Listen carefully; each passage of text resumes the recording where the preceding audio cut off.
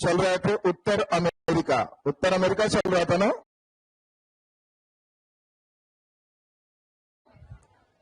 चलिए, इसमें उत्तर अमेरिका में हमें लगता है कि राजनीतिक जीवन पूरा लगभग कंप्लीट कर चुके थे।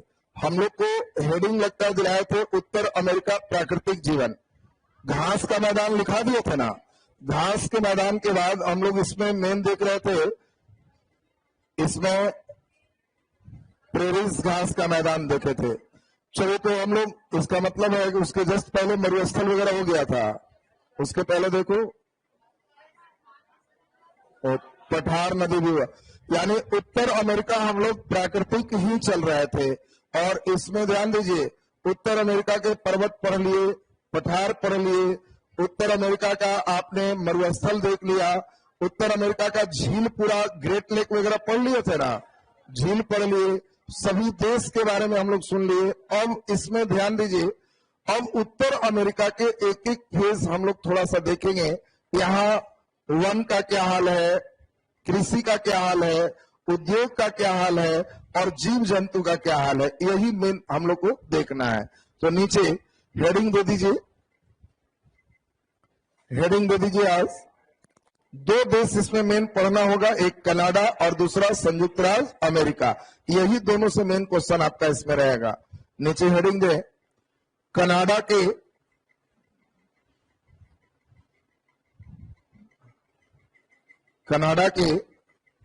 वन, कृषि, खनिज, वन, कृषि, खनिज। कनाडा के वन, कृषि, खनिज। चलिए, कनाडा के बारे में पूरा देख लेंगे। अगले दिन संयुक्त राज्य अमेरिका पूरा देख लेंगे, तो उत्तर अमेरिका आपका कंप्लीट हो जाएगा। तब एक टेस्ट लगवा लेंगे 30-40 क्वेश्चन का। उत्तर अमेरिका से एक अच्छा टेस्ट लगा लोगे, उसके बाद तब हम लोग लेके चलेंगे आपको यूरोप महादेश, यूरोप, एशिया, अफ्रीका, 3 पढ़ोगे, उधर का पेज हो जाएगा। सुनिए, अब सब लोग बढ़िया से हम लोग थोड़ा ध्यान यहां पर देंगे। देखिए, सबसे पहले तो मानचित्र आप देख पा रहे होंगे। ये जो देख रहे हो ग्रेट लेक के नीचे आ जाए, तो यही जो ऊपर वाला भाग देख रहे हैं, इसी भाग का नाम क्या है, जल्दी बोलो? कनाडा। आपको याद है कि ये भाग का नाम क्या हो गया? कनाडा। कनाडा जो आप देख रहे हैं, तो इसमें आपको याद है कि इधर से पूरा बर्फ है, ग्रीनलैंड वगैरह तो पूरा बर्फ है, और बर्फ रहने के कारण कनाडा में ये जो देख रहे हो, ये जो भाग आप यहां देख रहे हैं कनाडा का, ये पूरा लगभग 40% हिस्सा, 40% हिस्सा, इस साइड में भी इसको लिया जा सकता है। इतना पूरे हिस्सा, मतलब 40% भाग में केवल यहाँ पेड़ ही पेड़ है, और पेड़ बड़ा जबरदस्त है, एकदम हल्की लकड़ी का पेड़ है और शंकुधारी वन है। बात को अगर बढ़िया से सुनेंगे, जहां भी बर्फ ज्यादा गिरते हैं तो नेचर ने ऐसा बनाया है कि पेड़ का आकार ऐसा हो, कारण बर्फ गिरेगा तो सीधे निकल जाए। बर्फ गिरने वाले जगह में चौड़े पत्ते के वृक्ष होंगे तो पत्ता रहेगा, सब खत्म हो जाए। इसीलिए वहां पर शंकुधारी वृक्ष होते हैं, और शंकुधारी वन को हम लोग टैगा वन कहते हैं। ये भी लाइन दिमाग में सेट रखेंगे, शंकुधारी वन को हम लोग क्या कहेंगे? टैगा। तो कभी भी तुमको कहा जाएगा कि बताओ टैगा वन का क्षेत्र, तो कहना समझ गए, टैगा मीन शंकुधारी वन है, और ये कनाडा के इधर पूरे उत्तर साइड का हिस्सा जो देख रहे हो वो टैगा वन का क्षेत्र। अब बताओ, इन क्षेत्रों में लकड़ी भारी भारी की हल्की लकड़ी, हल्की जो है, बहुत ही हल्की लकड़ी होने के कारण इस लकड़ी का प्रयोग बहुत इमारत में नहीं कर सकते। तो इसका इन लोग क्या किए हैं, कनाडा में बहुत भरपूर उपयोग किए। और ये उपयोग क्या है, लकड़ियों को काट काट करके, और बहुत हल्का है तो इससे अखबारी कागज बना दी। जो आज पेपर हम लोग पढ़ते हैं, तुम्हें जान के आश्चर्य होगा, भारत का भी जो पेपर है वो कनाडा के यहाँ के लकड़ी से बना हुआ अखबार का पेपर, वो पेज यहाँ आता है, यहाँ खाली छपता। यहाँ वैसी लकड़ी है कहाँ कि उतना पेपर पढ़ेंगे और फाड़ के फेंकेंगे। इसीलिए विश्व में, वर्ल्ड में सबसे ज्यादा अखबारी कागज के अगर कहीं उत्पादन करता है तो वो कौन है? कनाडा। इंडिया में केवल एक दो जगह, जैसे नेपा नगर, नाम सुने कोई आगे, तो नेपा नगर में अखबारी कागज बनते, लेकिन उससे पूरे इंडिया के अखबार की पूर्ति नहीं हो सकती, तो उसको आयात करना पड़ता है। और वर्ल्ड में सबसे ज्यादा अखबारी कागज कौन बनाते? कनाडा। कनाडा में दो बात है, पेड़ बहुत ज्यादा काटना पड़े, अरे इतना पेड़ है, अब ये तुम समझ लो कि पूरे ये पृथ्वी खत्म है, तो ये कनाडा कितना बड़ा ही होगा ये अंदाज लगा लो, और इतना बड़ा हिस्सा में पेड़ ही पेड़ है, सब टैगा वन है। तो यहाँ पेड़ काटने वाला अलग से एक जाति है, जैसे इंडिया में पेड़ काटने वाला एक जाति है लकड़हारा। अब तो लकड़हारा पेड़ उड़ काटने वाला है नहीं, लेकिन लकड़हारा नाम सुने हो। तो कनाडा में अभी भी लोग पेड़ काटते, और उस जाति को कहते हैं लैम्बरजैक। लैम्बरजैक वहां के मेन जाति है, जिनका ड्यूटी है पेड़ काट के उड़ा दो, एकदम हटाओ, और बड़ा हाई टेक्नोलॉजी से अखबार बनते हैं। यहां क्या करते हैं लोग, जैसे ही सर्दी आएगी तो नदियों में पेड़ काट के गिरा दी, और जैसे ही गर्मी आई तो नदियों में पेड़ काट के गिराए, तो सर्दी में बर्फ जमा हुआ है, तो हर लकड़ी के जो गोल टिम्बर है उस पे लोग अपना अपना प्रतीक चिन्ह दे दिए, और नदी जैसे ही बर्फ पिघल जाएगी तो धारा में बहने लगेगी, और जब बहने लगी तो नदी किनारे ही सब लकड़ी वाला अपना फैक्ट्री बैठाए हुए अखबारी कागज, और उसका आदमी पहले से तैयार है कि बह के आ रहा है, चिन्ह वाला मेरा है, बस यहाँ घिच घिच करके, कैसे एयरपोर्ट में सामान जिसका जहां उठा लीजिए, तो उसी तरह जिसका जो लकड़ी है उठा लिए, अपना फैक्ट्री में कर लिए। तो इससे फायदा क्या हुआ, यातायात परिवहन में जो लागत लगता वो लागत भी बहुत कम हो जाता है। और आपसे पूछा जाएगा कनाडा का कौन सा शहर है जो अखबारी कागज के लिए सबसे मेन प्रसिद्ध है, प्रधान केंद्र है, तो इसके शहर का नाम यहां है मॉन्ट्रियल।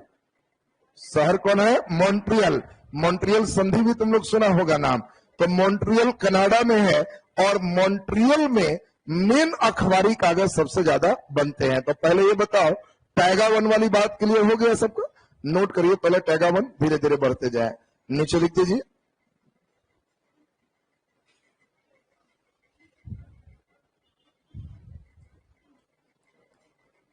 नीचे लिख दीजिए, डैश देखिए, कनाडा के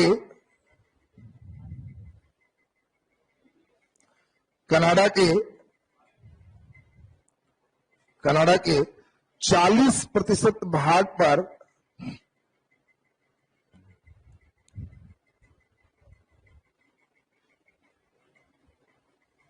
कनाडा के 40% भाग पर शंकुधारी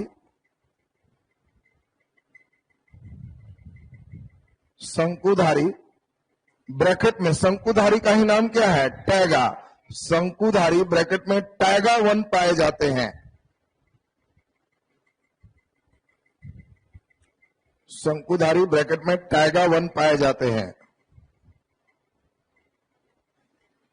टैगा वन पाए जाते हैं। नीचे डैश देके लिख दीजिए, टैगा वन में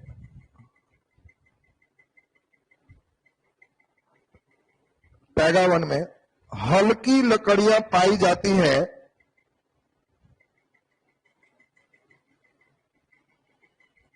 हल्की लकड़ियां पाई जाती है,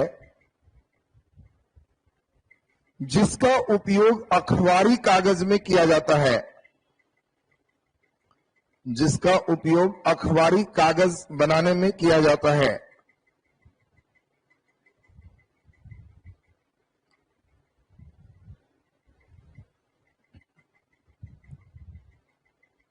अखबारी कागज बनाने में किया जाता है, अखबारी कागज बनाने में किया जाता है। नीचे डैश देके लिख दीजिए, कनाडा में पेड़ काटने वाले जाति को, पेड़ काटने वाले जाति को बोलो क्या कहते? लैम्बरजैक। पेड़ काटने वाले जाति को लैम्बरजैक कहते हैं। पेड़ काटने वाले जाति को लैम्बरजैक कहते हैं। लैम्बरजैक कहते हैं। चलिए नीचे डबल स्टार लगा के लिख दो। अखबारी कागज के निर्माण में, अखबारी कागज के उत्पादन में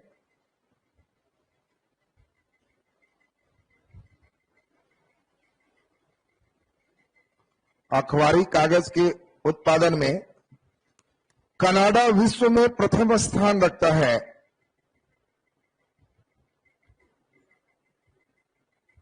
कनाडा विश्व में प्रथम स्थान रखता है।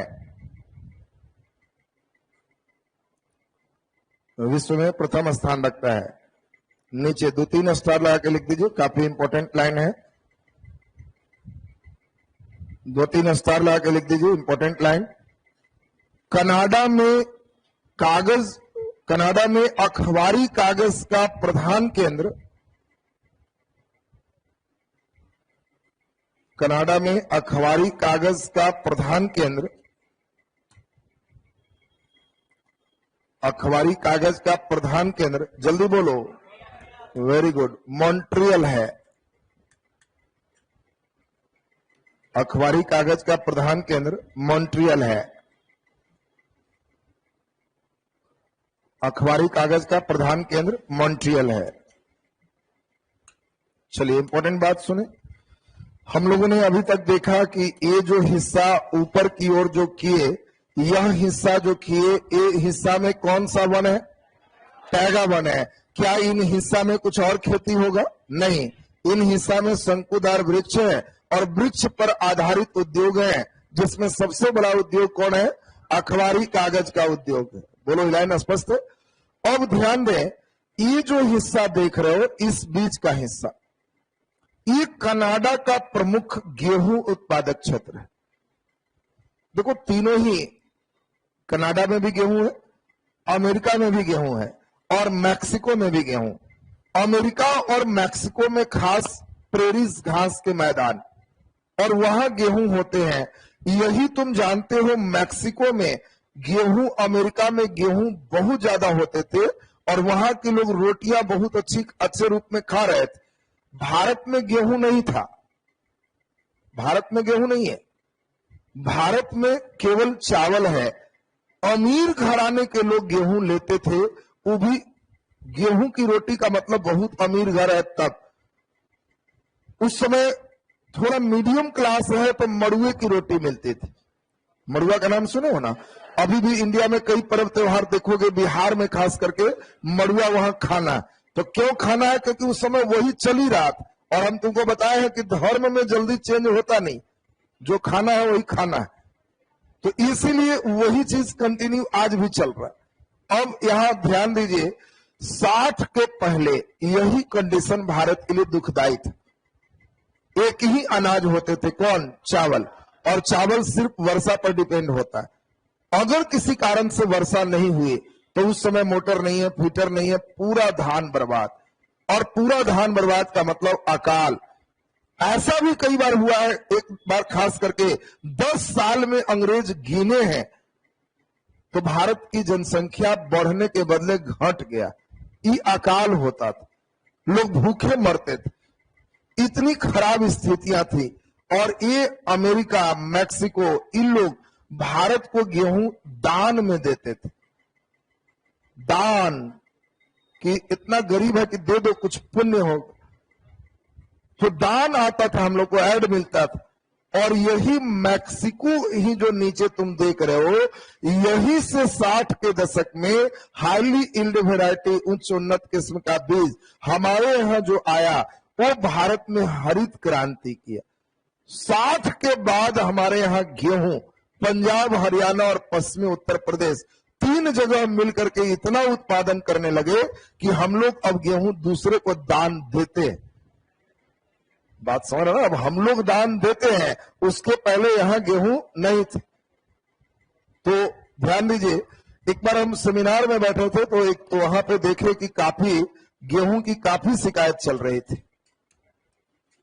गेहूं की काफी शिकायत चल रही थी, कई विद्वान लोग उसमें थे और उन्होंने कहा कि गेहूं ही भारत के लिए सबसे खराब है। हमारी जलवायु के अनुसार गेहूं नहीं है।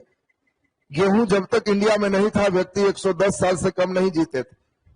चावल और बड़ुआ खा के 110 साल जीते थे।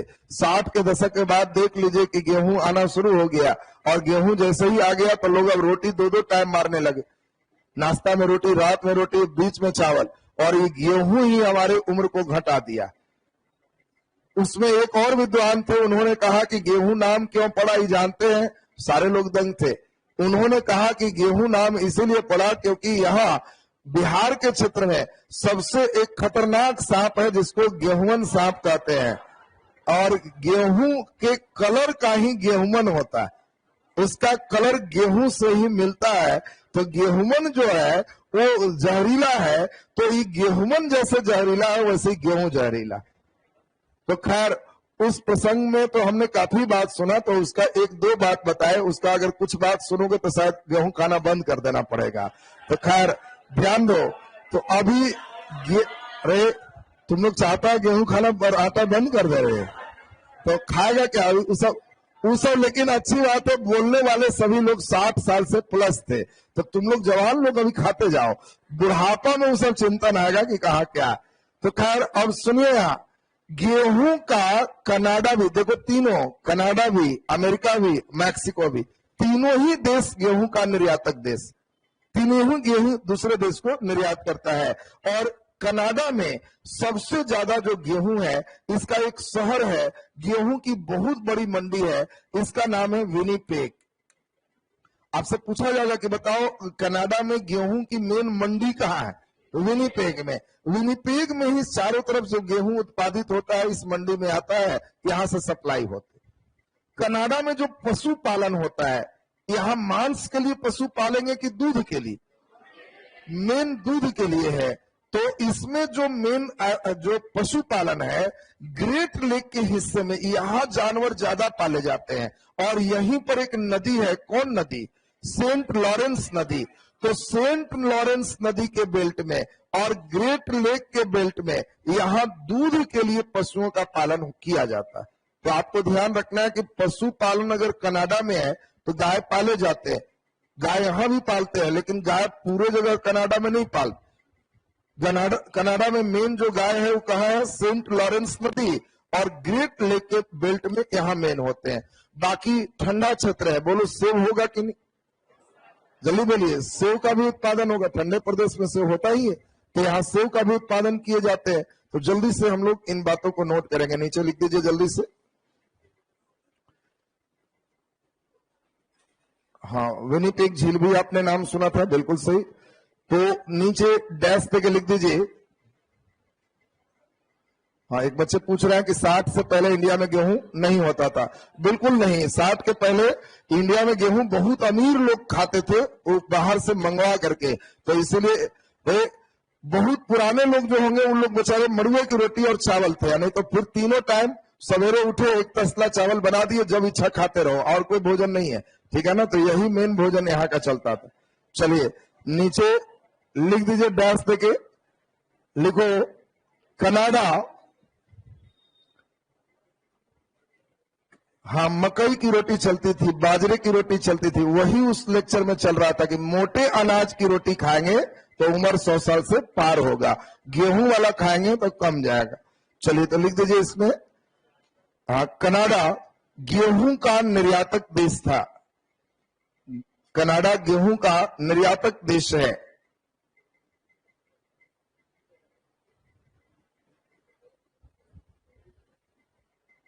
कनाडा गेहूं का निर्यातक देश है। नीचे विस्तार लगा के लिख दीजिए, कनाडा में गेहूं की सबसे बड़ी मंडी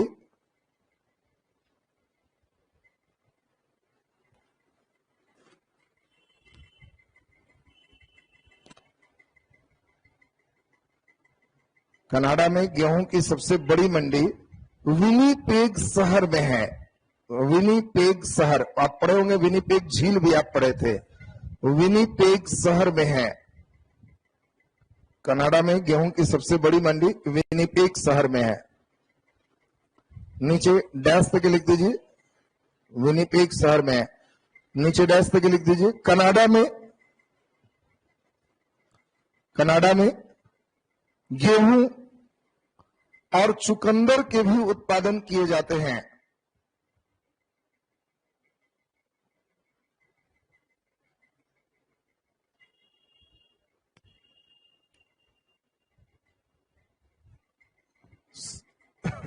कनाडा में गेहूं, चुकंदर और एक और लिख दो। गेहूं तो वहीं गया, गेहूं काट दो, गेहूं की जगह क्या लिख दोगे?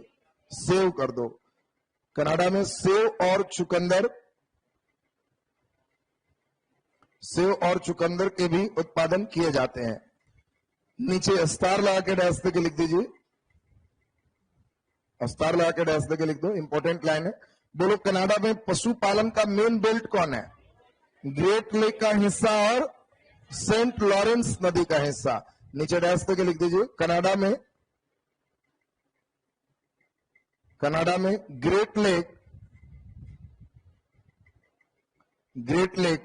का मतलब ये पांचों झील हो गया, जिसमें एक नीचे 4 हिस्से, मतलब ग्रेट लेक और सेंट लॉरेंस नदी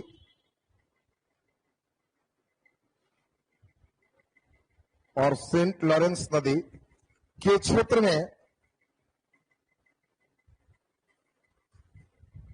क्षेत्र में दूध के उत्पादन के लिए पशुपालन किए जाते हैं। दूध के उत्पादन के लिए पशुपालन किए जाते हैं।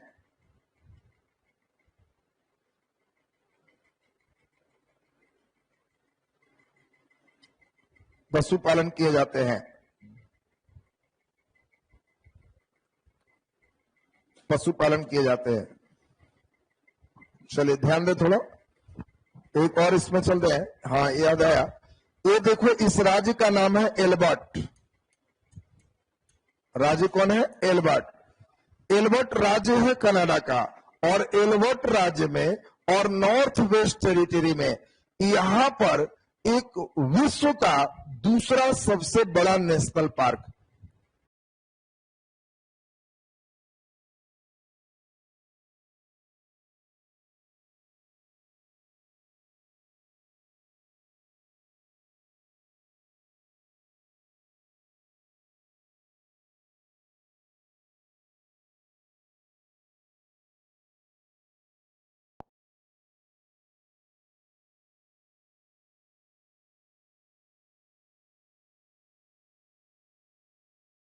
दूसरा सबसे बड़ा नेशनल पार्क का नाम है Wood Buffalo National park. Wood Buffalo National Park. यानी आपसे पूछा जाए कि बताओ, इसमें राज्य भी पूछता है। कनाडा का सबसे बड़ा national park Wood Buffalo National Park है। ये वर्ल्ड का सेकंड सबसे बड़ा लार्जेस्ट नेशनल पार्क है, जो किस प्रांत में? एल्बर्ट प्रांत में है। तो एल्बर्ट प्रांत में स्थित है। तो मन में आ रहा होगा कि सर पहला अमेरिका पढ़ोगे तब येलो स्टोन नेशनल पार्क आएगा, वो अमेरिका का। ये वर्ल्ड का सबसे बड़ा 2 नेशनल पार्क है, एक अमेरिका में और दूसरा कनाडा में। सबसे बड़ा कौन है? Yellow stone national park. कहां है? अमेरिका। अमेरिका आएगा तो आ जाएगा। वर्ल्ड का दूसरा सबसे बड़ा कौन है? Wood buffalo national park. कहां है? एल्बर्ट में। तो स्टार लगा के लिख दो, एक अच्छा क्वेश्चन है। नीचे स्टार लगा के लिख दीजिए। लिखिए, नीचे स्टार लगा के लिखे हैं।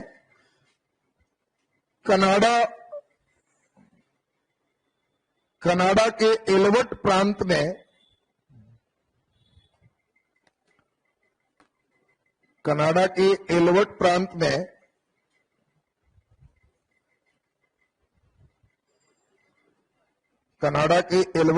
में वुड वेफेलो नेशनल पार्क स्थित है। वुड वेफेलो लिखा हुआ, वुड वेफेलो नेशनल पार्क स्थित है।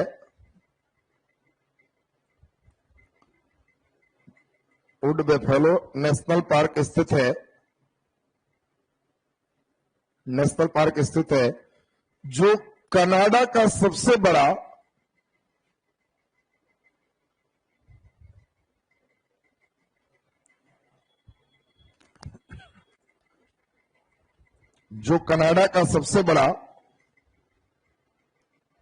कनाडा का सबसे बड़ा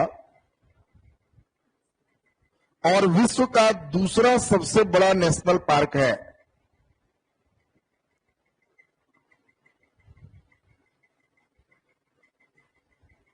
विश्व का दूसरा सबसे बड़ा नेशनल पार्क है। विश्व का दूसरा सबसे बड़ा नेशनल पार्क है। चलिए नीचे छोटा सा हेडिंग दो, कनाडा के खनिज, कनाडा में खनिज, कनाडा में खनिज।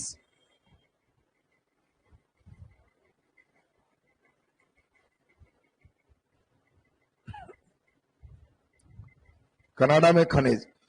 देखो अब खनिज तो हम चलेंगे, एक और याद आया, ध्यान दो, यहाँ कृषि से संबंधित चल रहे हैं तो एक बहुत ही बढ़िया, ये भी कनाडा का एक राज्य है और इस राज्य का नाम तुम लोग नाम सुने हो, अगर जलधारा पढ़ोगे तो और सुनोगे। तो राज्य का नाम है लेब्राडोर और न्यू फाउंडलैंड। नाम सुने हो, लेब्राडोर की जलधारा और न्यू फाउंडलैंड की जलधारा, ये दोनों जलधारा यहीं पर मिलती है और कनाडा अपना राज्य का नाम रख दिया है लेब्राडोर और न्यू फाउंडलैंड जलधारा। इसके इस राज्य के नाम से लेब्राडोर एक ठंडी जलधारा है। याद कैसे रहेगा, इंडिया में तुम देखा होगा कि एक कुत्ता का प्रजाति है लेब्राडोर। लेब्राडोर नाम सुने हो तो कभी कभी दे देगा कि निम्नलिखित में कौन से कुत्ते की प्रजाति एक जलधारा के नाम पर है, तो लेब्राडोर, वो तो लड़का पहचान लेगा। अब और उल्टा कर देगा, भारत में एक कुत्ते हैं का प्रजाति है, पालतू प्रजाति है जो जलधारा के नाम से है और यह जलधारा बहती है उत्तर अमेरिका में, दक्षिण में। लेब्राडोर कहीं नामे नहीं दे कि बैठ के तुम सोचते रहो जर्मन शेपर्ड और 2-3 और लेब्राडोर नाम ही नहीं याद आ रहा। तो आपको ध्यान रखना है कि लेब्राडोर यहाँ एक इसका राज्य है और इसी राज्य का वो प्रजाति का कुत्ता भी लेब्राडोर तुम देखोगे भारत में शांत कुत्ता है, बहुत ज्यादा परेशान नहीं करता। लेब्राडोर एक शांत कुत्ता है, फैमिली जो है उसके साथ एडजस्टमेंट वाला डॉग है, कहीं कहीं उसकी घ्राण शक्ति बहुत तेज होती। लेब्राडोर जो कुत्ता है उसके सूंघने की शक्ति तेज होती। बाकी यही इन क्षेत्रों में कुत्ता में बड़े बड़े कुत्ता भी इसमें है, जिसमें एक है ग्रेट डैन, सेंट बर्नार्ड, ये सब ठंडे क्षेत्र का कुत्ता है। अब सेंट बर्नार्ड क्या है, बर्फ से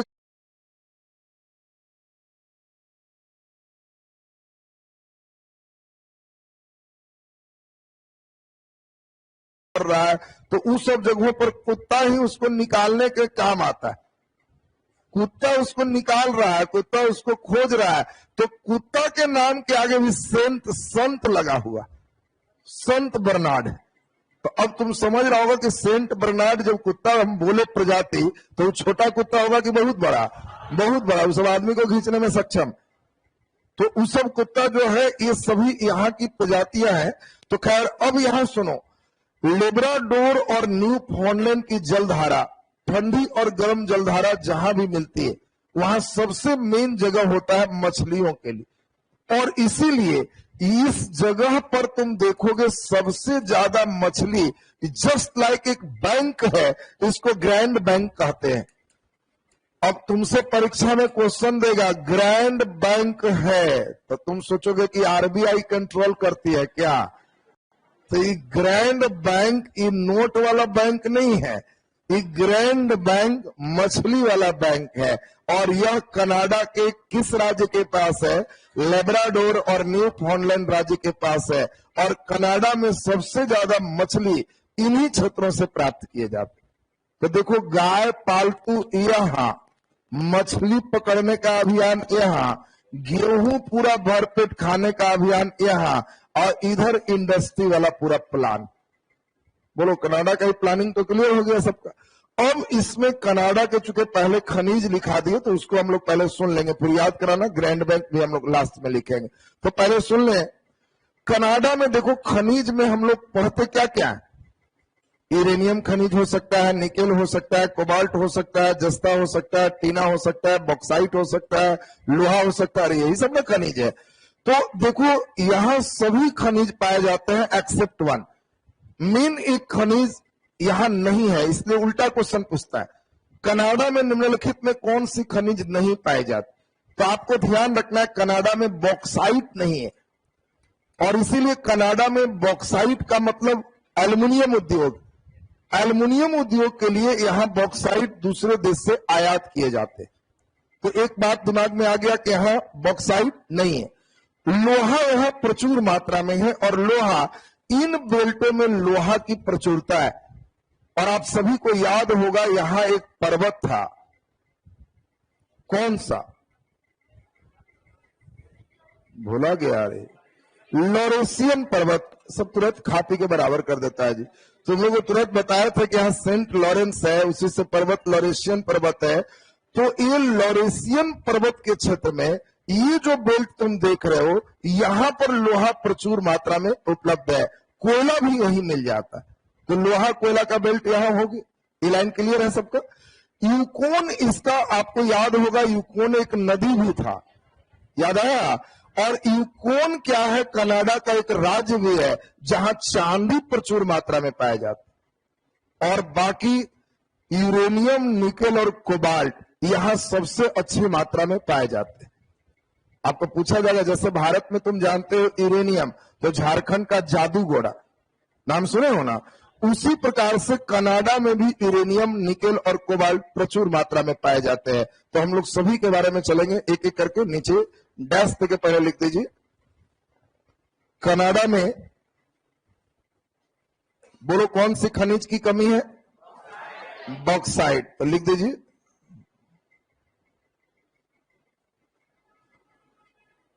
कनाडा में बॉक्साइट खनिज की कमी है।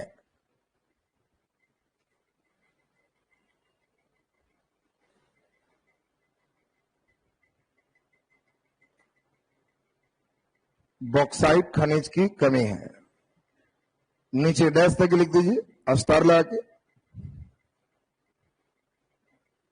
कनाडा के लॉरेशियन पठार के क्षेत्र में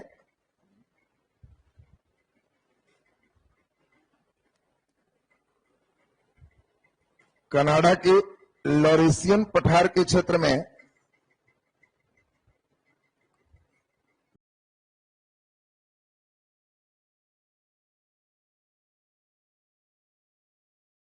लॉरेशियन पठार के क्षेत्र में लोहा और कोयला की प्रचुर उपलब्धता है। लोहा और कोयला की प्रचुर उपलब्धता है।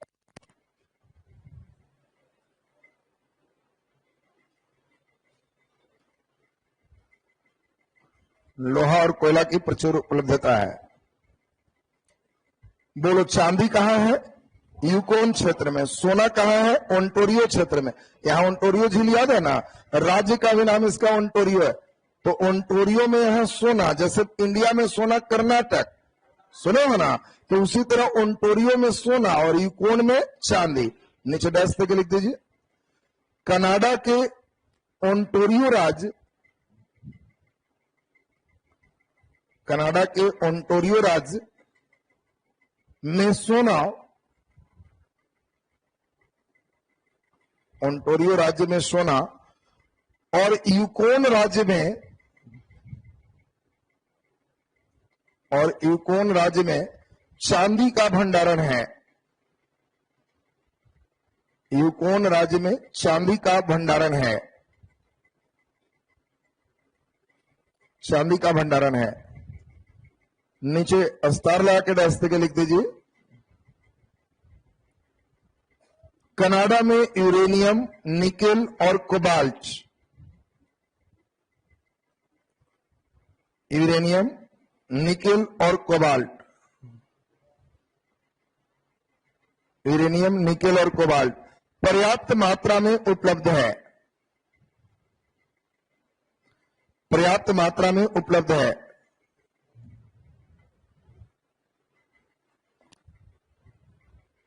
पर्याप्त मात्रा में उपलब्ध है। देखो, कभी कभी यूरेनियम का खान पूछ सकता है, तो हम लोग इसको यूरेनियम के खान के लिए आपको खास इसमें ध्यान रखो, इसमें कुछ कुछ यहां खान जहां है उस जगह का नाम है, एक का नाम है पोर्ट रेडियम। तो पोर्ट रेडियम ये यूरेनियम का खान है। इसका नाम क्या है? येलोनाइफ। इसका नाम क्या है? Uranium city. अब एक बार क्वेश्चन पूछा है यूपीएससी में, यूरेनियम सिटी स्थित है, तो यूरेनियम सिटी एक खान है, कहां का? कनाडा का खान है। और यूरेनियम सिटी कहां स्थित है? कनाडा में स्थित। तो नीचे लिख दीजिए यूरेनियम के प्रमुख खादान, यूरेनियम के प्रमुख खादान,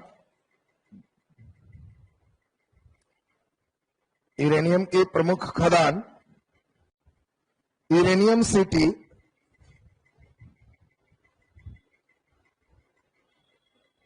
uranium City, comma Blind River, Blind River, Blind River, Blind River, comma Yellowknife, Yellowknife, comma Port Radium है। ये सभी कनाडा के हैं।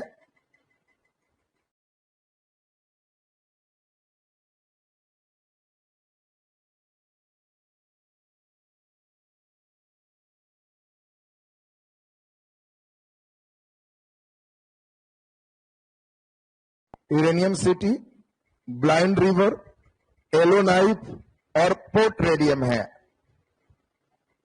और पोर्ट रेडियम है। चलिए एक और हम लोग कर ले हैं। ब्रिटिश कोलंबिया जो देख रहे हो, यहां सीसा और जस्ता, ये सभी ब्रिटिश कोलंबिया के बेल्ट में काफी अच्छे मात्रा में पाए जाते हैं। तो नीचे लिख दीजिए, स्टार लगा के इसको भी लिख देना, कनाडा के ब्रिटिश कोलंबिया क्षेत्र में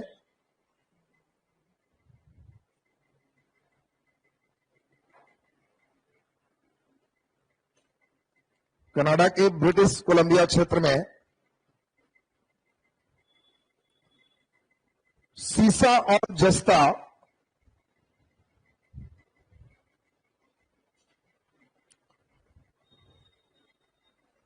सीसा और जस्ता का पर्याप्त उपलब्धता है, का प्राप्त उपलब्धता है।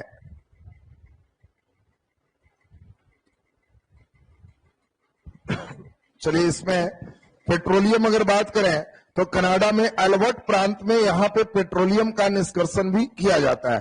तो नीचे लिख दीजिए, कनाडा के एल्बर्ट प्रांत में,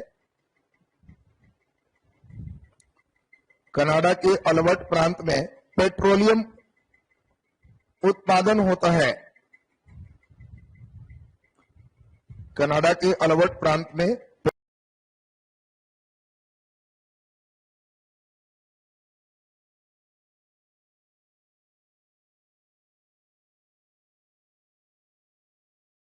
उत्पादन होता है, पेट्रोलियम उत्पादन होता है। चलिए अब नीचे एक ग्रैंड बैंक के बारे में लिख दे। तो कनाडा का लगभग फेज हम लोग सीख गए। कल की क्लास में अमेरिका का ऐसा ही फेज सीख जाना है। अमेरिका का जहां ही फेज हो गया, नॉर्थ अमेरिका कंप्लीट हो जाएगा। नीचे स्टार लगा के एक डैश देके लिख दो, लेब्राडोर,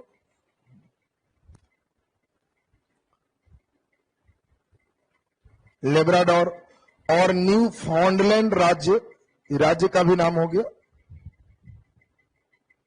लेब्राडोर और न्यू फाउंडलैंड राज्य, लेब्राडोर और न्यू फाउंडलैंड राज्य के निकट ग्रैंड बैंक स्थित है, के निकट ग्रैंड बैंक स्थित है, के निकट ग्रैंड बैंक स्थित है, जो कनाडा में मछली पकड़ने का प्रमुख केंद्र है, जो कनाडा में मछली पकड़ने का प्रमुख केंद्र है, कनाडा में मछली पकड़ने का प्रमुख केंद्र है। चलिए तो आज के क्लास में कनाडा हम लोग लगभग कंप्लीट कर लिए। अब हम लोग यहां से चलेंगे अगले दिन, कौन सा? संयुक्त राज्य अमेरिका। 10 लोग बताओ छुट्टी वगैरह कब से चाहिए तुम लोग को ऑफलाइन में? मैंने हॉस्टल कोई बंद उंद का वैसा है या वैसा प्लान करना पड़ेगा हमको? बोलो भाई, छुट्टी नहीं है, छुट्टी थोड़े पूछ रहा है। ऑफलाइन क्लास तुम लोग सोच रहे छुट्टी, वो जतरा नहीं है।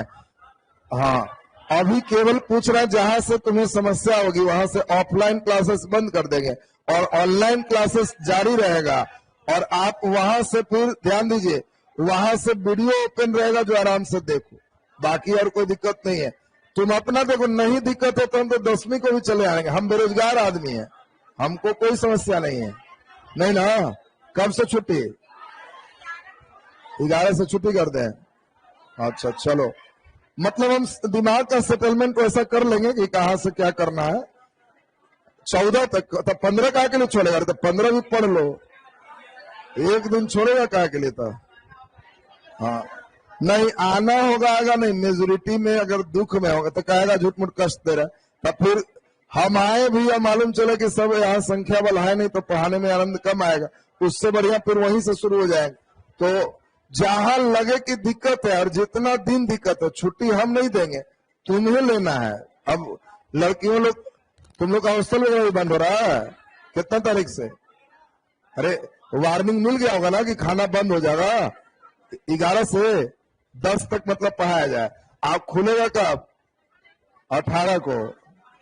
ना ना कोई बात नहीं, अरे आ जाएगी, खाना नहीं मिलेगा तो और दुबरा देती हूँ, देख रहे ऐसी दुबरा ले वो तुम उसको पारे लगाओगे फिर में लगा रहे तुम उसको।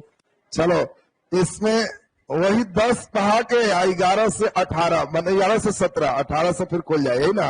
चलिए 18 से तो ऐसे भी आप लोग का पॉलिटी का मेन फेज लगा हुआ, तो 18 से मेन पॉलिटी करण सरकार को फिर कंटिन्यू हो जाएगा। ये नहीं कि हम छोड़ेंगे, टाइमिंग तुम लोग ऊपर करेंगे, ई वाला हम कंटिन्यू रखेंगे, करण सर को पहले ही पढ़वा देंगे, फिर ये मेरा चलते रहेगा, ये बंद नहीं करेंगे, ठीक है ना। चलिए, तो हम आज का क्लास ध्यान दीजिए, अभी आपका इकोनॉमिक्स होगा सर।